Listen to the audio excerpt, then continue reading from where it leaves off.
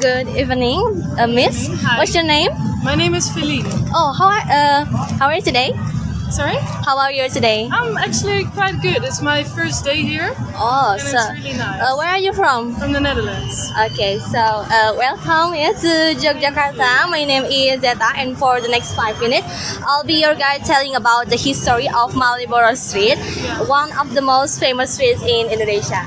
So now a little bit of history. So Malioboro has existed since the 18th century when the Yogyakarta Sultan was established by Sultan Hamengkubuwono. At that time, this area was already important for local people, especially for daily activities, trading, and social interactions. And during the Dutch colonial period, Malioboro became even more important. The Dutch used this area as a center for trade and government activities, and they built office, shops, and public buildings to support their system.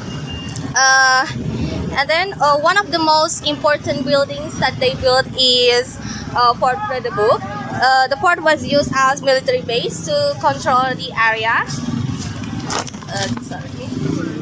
especially near the palace. Because Malioboro was very busy and many people are here, it became a meeting point of different cultures such as Chinese traders and Japanese people, and then Europeans all come here and interacted here.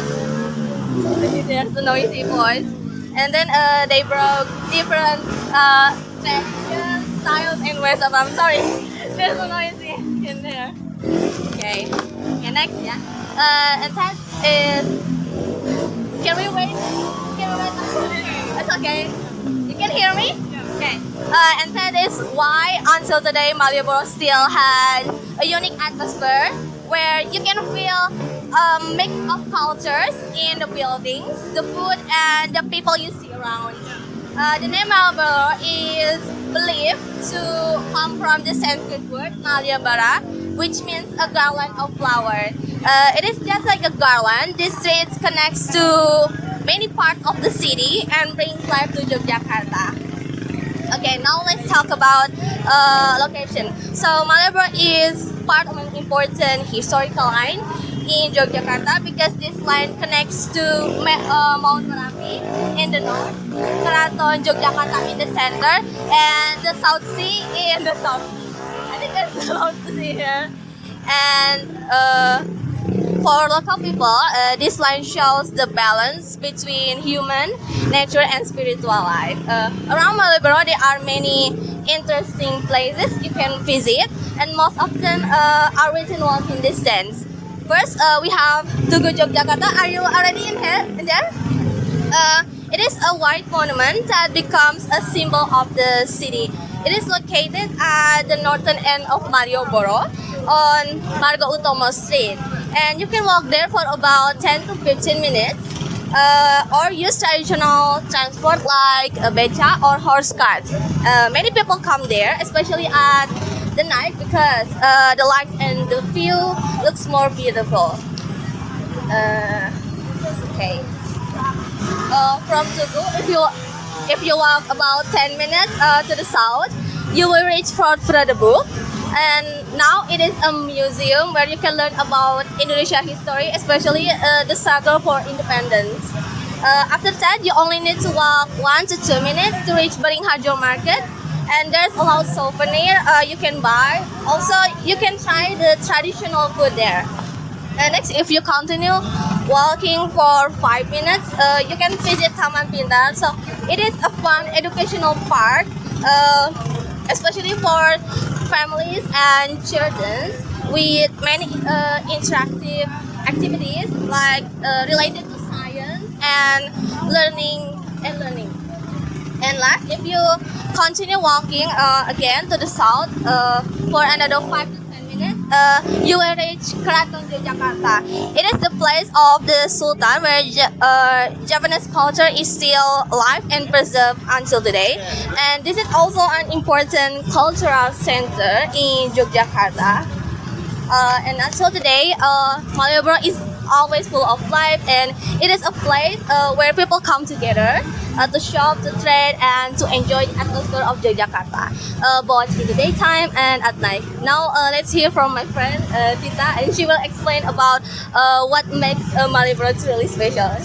Malioboro is the center of Yogyakarta's tourism, and the street is full of hotels, restaurants, and small shops.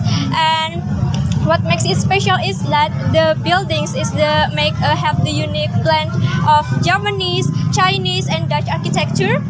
Yes, and then but more than buildings, Malioboro is about the people, because at night the street is transformed with lesehan, which are open air street food stalls.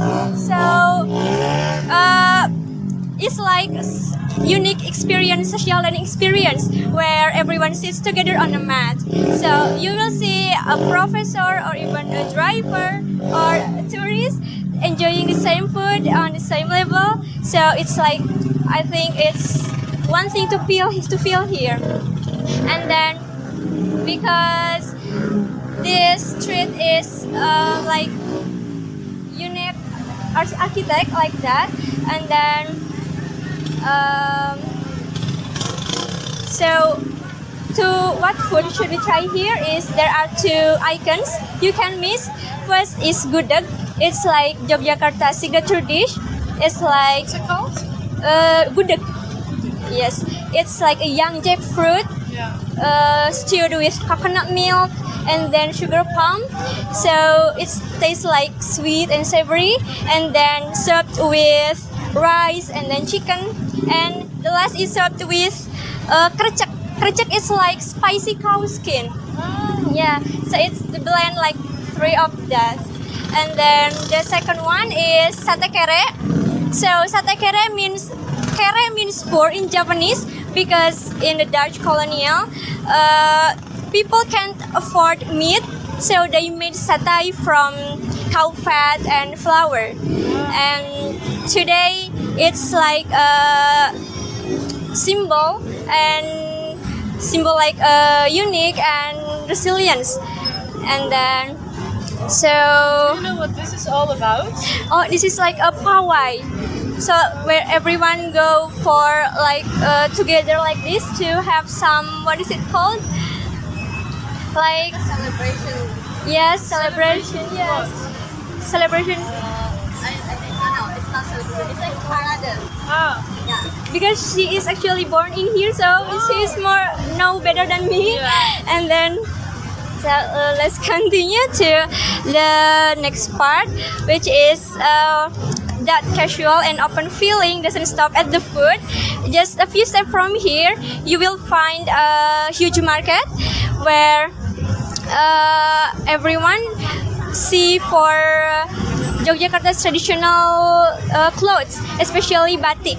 So yes, you know batik, right? yeah. Because it's not just traditional clothes, as far as I know. And then I did some research too, and the batik is the UNESCO intangible cultural heritage. So where every pattern has meaning. So it's like the pattern of parang. It means like power, and then like kawung, it means like wisdom. So when you wear batik, you're like wearing a story.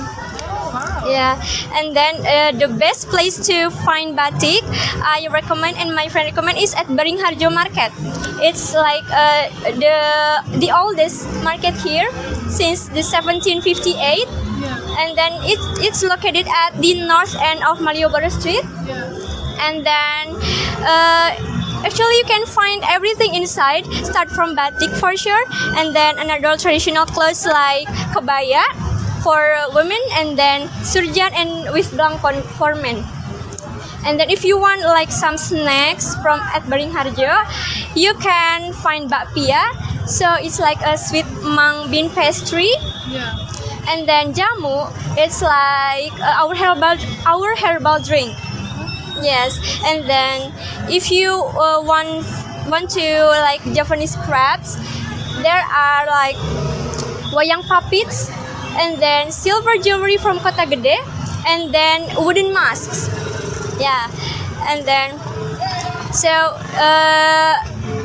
the tips from us, it could be like hot and crowded inside, especially at around 10 a.m. to 3 p.m. So please like watch your belongings and don't forget to bring small cash. And then the most important thing to find at Beringharjo is bargaining. Yes, because bargaining is like part of the culture here, where because in Japanese culture, like people value more feeling and relationship before price. So rule number one, like if you go to Beringharjo, always smile and then say monggo pinten. Yeah, it's like please how much. So it's like a more polite too. And then rule number two, it's like please never bargain if you don't plan to buy. And then rule number three is if the final price is agreed, we say deal with a smile, deal, yeah, like that. And then the next most famous thing from Malioboro, it's art, vibrant art scene. So we have like during the day you will see a painter like selling sketches of Malioboro for like 50,000 rupiah. And then at night you will see angklung performances like art street musician like that from Malioboro. And then you will see what is it called? Wayang shadow puppets and on the sidewalk sometimes. And then besides that, we also have annual event like Gerebek ceremony. It's like from Sultanate and passes through here. And then it's like the Sultan shares gunungan with the people. So gunungan is like the mountain of food. So it's like the leaders of the people. Yeah. And then we also have like I think my food is ready. So oh, yes, okay. I'm sorry for the long name. Thank you so much for that. I really appreciate you for your help. Yes. Thank you so much for your time. We really thanks for this because it's really our assignment and we want to say apologize for you. It's okay. I feel nervous too. I'm sorry if my explanation is a bit too much. It's very good. Thank you. Good. Thank you so much. luck with your Thank you so much for your help. Of course, no worries. Bye bye. Enjoy your food. Okay, so good evening, sir and miss, and welcome to Yogyakarta. My name is Zeta, and for the next 5 minutes, I'll be your guide telling about the history about Malioboro Street. It is one of the most famous streets in Indonesia.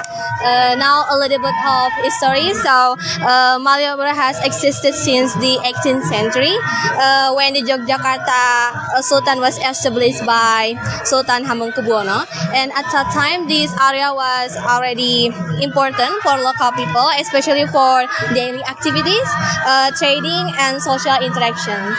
And then during the Dutch colonial period, Malioboro became even more important. The Dutch used this area as a center for trade and government activities, and then they built office, shops and public buildings to support their system. And then one of the most important buildings that they built is Fort Vredenburg. It is used as a military base to control the area, especially near the palace. And then because Malioboro was open for many people, it became a meeting point of different cultures such as Chinese traders and Japanese people, and then Europeans all come here and interacted here, and then they broke different traditions, style and ways of life, and that is why until today Malioboro has a unique atmosphere where you can feel a mix of cultures in the buildings, the food, and the people you see around. And then the name Malioboro is believed to come from the Sanskrit word Smalyabara, which means it is a garland of flowers. So it is just like a garland. This street connects to many parts of the city, and it brings life to Yogyakarta. Now let's talk about location. So Malioboro it is a part of an important historical line in Yogyakarta because this line connects to Mount Merapi in the north, Keraton Yogyakarta in the center, and then the South Sea in the south. For local people, this line shows the balance between humans, nature, and spiritual life. Around Malioboro, there are many interesting places you can visit, and most of them are within walking distance. First, we have Tugu Yogyakarta. It is a white monument that becomes a symbol of the city. It is located at the northern end of Malioboro on Marga Utama Street. You can walk there for about 10 to 15 minutes, or you can take a traditional transport like beca or horse cart. And many people come there, especially at night, because the light and the view looks more beautiful. And then from Tugu, if you walk about 10 minutes to the south, you will reach Fort Pedabu. And now it is a museum where you can learn about Indonesia history, especially the struggle for independence. And then after that, you only need to walk 1 to 2 minutes, and then you can reach Beringharjo Market, and there's a lot of souvenir you can buy. Also, you can try the traditional food too. Next, if you continue walking for 5 minutes, you can visit Taman Pintar. So it is a fun educational park, especially for families and then children, with many related science and learning, and there's also interactive activities.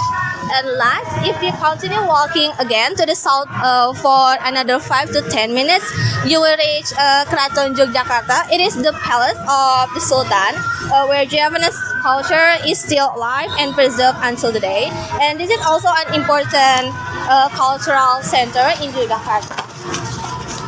Until today, Malioboro is always full of life, and then it is a place where people come together to shop, trade, and to enjoy the atmosphere of Yogyakarta, both in daytime and at night. Now let's hear from my friend Tita. She will explain about what makes Malioboro really special. What Malioboro today, what is like?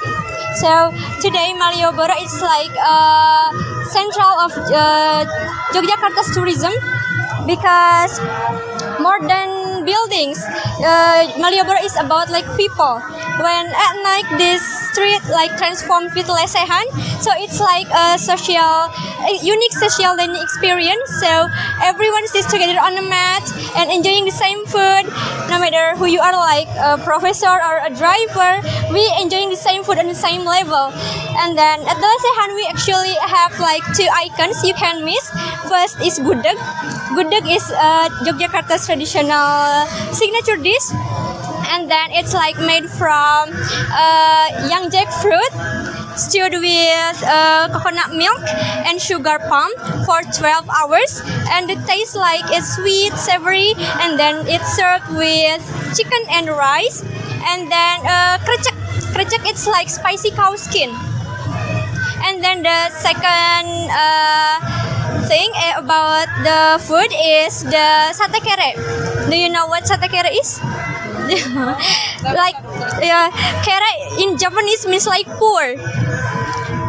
Like, so during the Dutch colonial, the people can afford meat, so they made satay from cow fat and flour, and then they made satay.